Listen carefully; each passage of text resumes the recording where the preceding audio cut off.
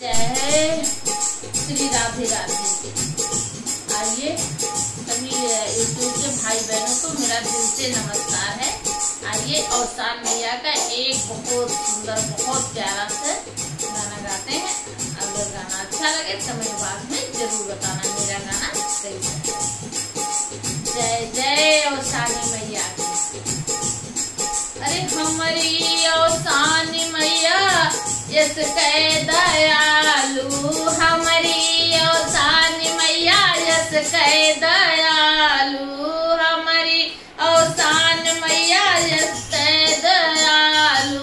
सबके दुखवा मिटाई गुड़ा चनावे से, सबके दुखवा मिटावे गुड़ा चनावे से। अरे हमारी औसानी मैया यस कह दयालु, हमारी औसानी मैया यस कह दयालु। सबके दुखवा मिटावे गुड़ा चनावे से, सबके दुखवा मिटावे गुड़ा चनावे से।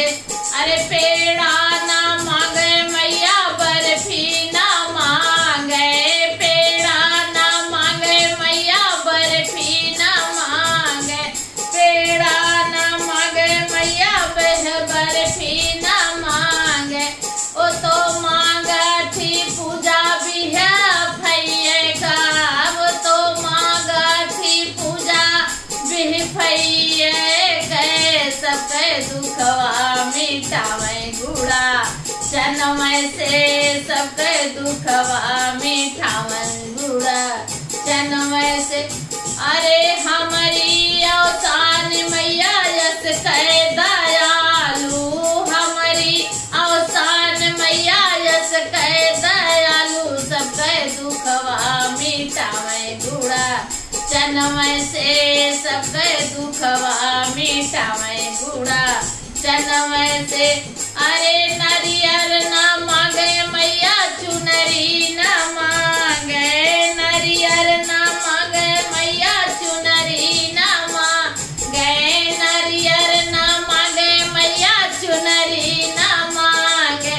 उनका भाव थी सात सोहागिन, सबके दुखवा मिटावे गुड़ा चनमय से, सबके दुखवा मिटावे गुड़ा चनमय से।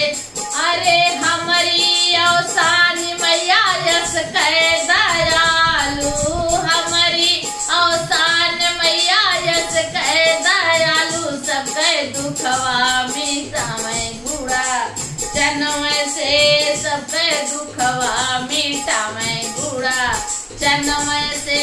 अरे साइत ना देखे मैया नाही सुगुनावा, साइत ना देखे सुगुन ना देखे, साइत ना देखे मैया सुगुन ना देखे। ओ तो हरदम ठाड़ी सहाय का, वो तो दुखवा मिटावे गुड़ा चनमय से, वो तो दुखवा मिटावे गुड़ा चनमय से।